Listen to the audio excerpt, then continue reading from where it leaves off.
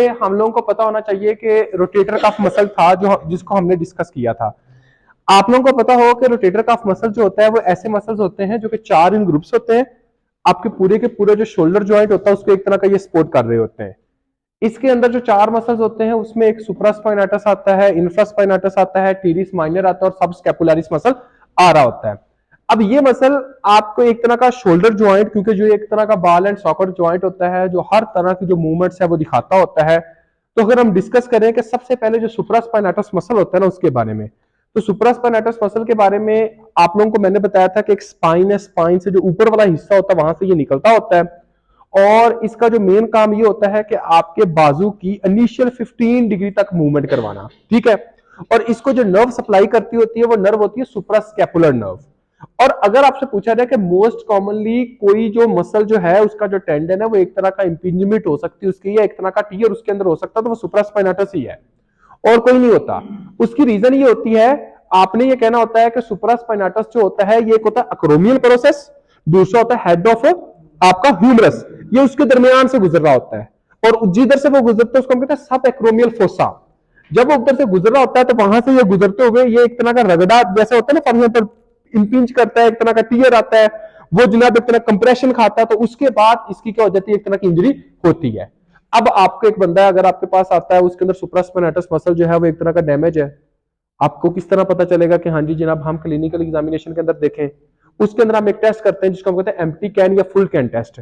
Empty can test एक ऐसा test होता है जिसके अंदर हम पेशेंट को कहते हैं जैसा कि फॉर एग्जांपल अपने हाथ को बिल्कुल सीधा करें, उसके बाद थंब को बिल्कुल डाउनवर्ड कर दें, थंब को डाउनवर्ड करने के बाद एक बंदे के जो डॉक्टर साहब होते हैं वो उसको कहते हैं कि हाँ जी जनाब आपने हाथ को नीचे जाने नहीं देना, हम प्रेशर अप्लाई करते हैं।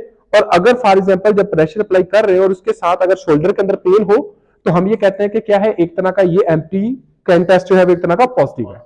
Full can test same to same ऐसे होता है लेकिन उसके अंदर जो थंब होता है वो एक तरह का अपवर्ड डायरेक्शन होता है, तो ये आपने कहना होता है। इसके बाद जो हमने मसल जो डिस्कस किया था वो था इंफ्रास्पाइनेटस।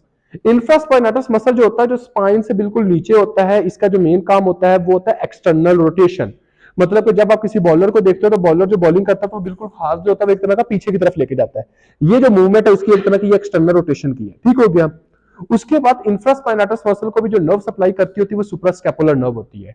इसके अंदर जो नर्व आपकी इंजरी होती है उसको हम कहते हैं पिचिंग इंजरी, ठीक हो गया। अब देखें ये बाजू आपका इधर गया, उसके बाद जो बाजू है ये आपका अंदर की तरफ आया जिसको हम कहते हैं एडुक्शन।